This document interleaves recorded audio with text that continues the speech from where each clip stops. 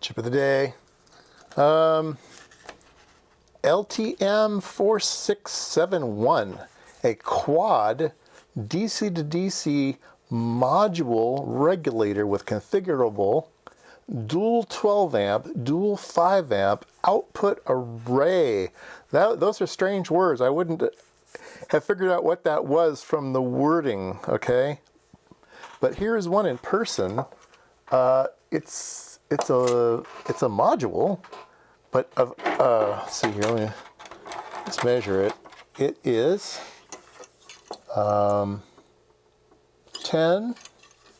by 16, 10 by 16 by 5. So tiny little module. So you may have seen other DC to DC converters that I've showed on the channel, and they always make you get these weird inductors, and you're not quite sure where to buy them or how to spec them. You're not sure if the microamps or current capabilities. There's a bunch of work that you have to do to make them go, or you need to find a Schottky diode that's fast enough, or anyway, there's a bunch of stuff to do with DC to DC converters. And look at this thing. Here's the application. You put in volts and volts come out. And all you have to do is add a couple of capacitors, and pretty small ones, right? 22 microfarad, 100 microfarad, 47, 47, 47, or 100.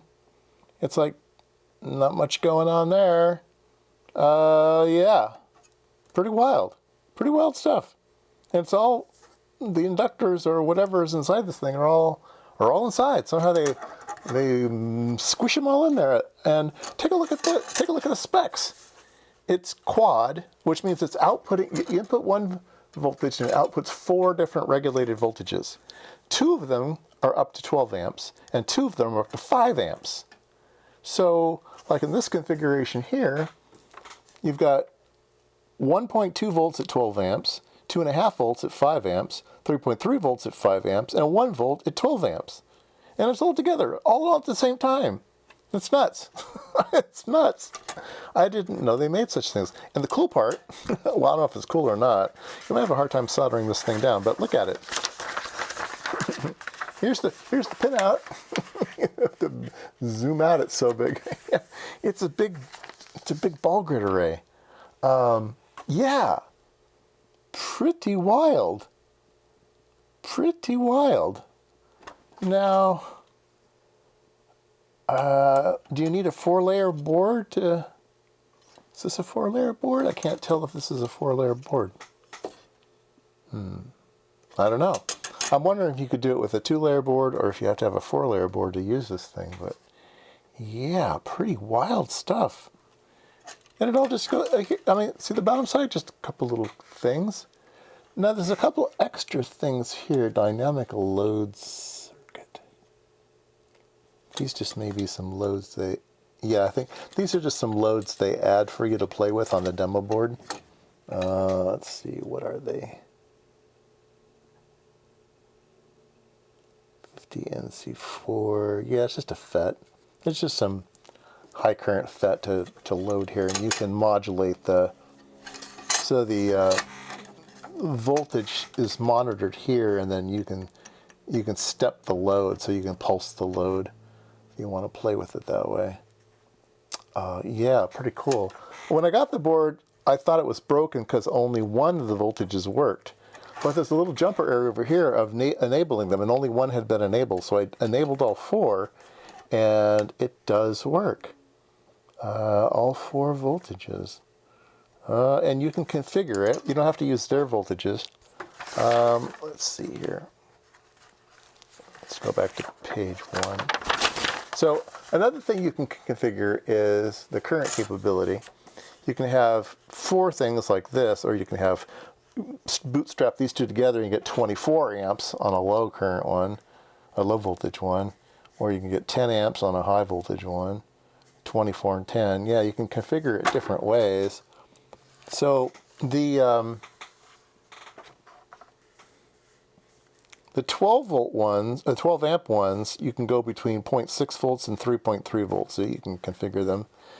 It just takes one resistor to configure it. And the 5 amp ones can be between 0.6 and 5.5 volts.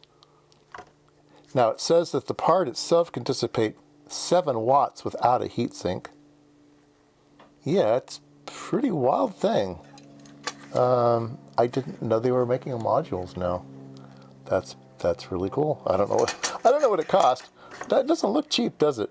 I'm gonna have to look up to see what this thing is going for. Yeah, I'll have to go over to DigiKey or someplace and try to figure out how much these things cost. But yeah, let's hook it up. You can see it. You can see it go. All right, I've got 10 volts going on the input, and it's drawing 200 milliamps just to keep everybody happy right now. And I'm looking at this voltage out. It's set to 1.8 volts. I've got a 18 ohm resistor here, and I can load it there. Nothing happens at all. If I load it here at the meter, you can see it drop because of the drops in the wires here when I load it down. But yeah, it regulates really well. If I go here to the next one, that one's outputting 2.5 volts. 2.5 volts. I can load it down. Yeah, it's good, doing good. This one outputs 3.3 volts. Okay, I'll load it down. Nothing's going on. And then the other one looks like 0.9 volts. They have it strapped funny. And it's dropping a little bit too. Let's see, but if I load it down at the board, yeah, nothing happens at the board. So, yeah, pretty wild stuff. Yeah, if I had the money, if I was building a product, and the amount of money this cost wasn't too bad, right? I would just use this because it saves me all the time in engineering, and I just pop one of these in and I'm done. It does 4 different voltage rails and stuff, which a lot of modern systems need nowadays. Yeah, you just pop it in, you're good to go. Yeah, let me figure out how much these things cost. All right, so as I expected, this thing's expensive. It's 60 bucks. 60 bucks. Now, depending on what you're building, if you're building a $1,000 instrument, maybe 60 bucks isn't so bad. If you're building something else, maybe 60 bucks is everything your budget has to offer. So, yeah, they are expensive. Okay, getting that out of the way. I know someone's going to say, well, how's the ripple rejection, all that other kind of stuff. So I've always avoided that on my channel because I don't feel qualified to measure it. I think measuring noise and ripple is a very, very difficult thing to do, and very difficult to subtract out what your system is capable of measuring and then what you actually are measuring. I'm not even quite sure. I'm supposed to use a times 10 probe. We're supposed to use the times 1 probe. I would imagine you maybe use the times 1 probe. I don't know. My fancy machine does measure ripple. I just push a button. So we can try that. So I know that grounding is very important when you're doing ripple measurements. I'm using a BNC adapter with a scope. Let me show you that. So in case you've never seen one before, it's this little doodad. There's my doodad. And your scope probe actually goes right into it. So it's completely shielded. And then you can just plug that right into a BNC connector, and it's all hunky-dory. Look at all these fancy words I'm using. Okay, so what does it say? Well, it says, you probably can't read it. What's it say? 133 millivolts. Okay, but this is DC, so here we're at 3.3 volts. Let's go ahead and change. So I've put on the 20 megahertz bandwidth, which I think is important. We'll go ahead and go to AC, and so we can, go this way so we can see it. All right, there's our noise.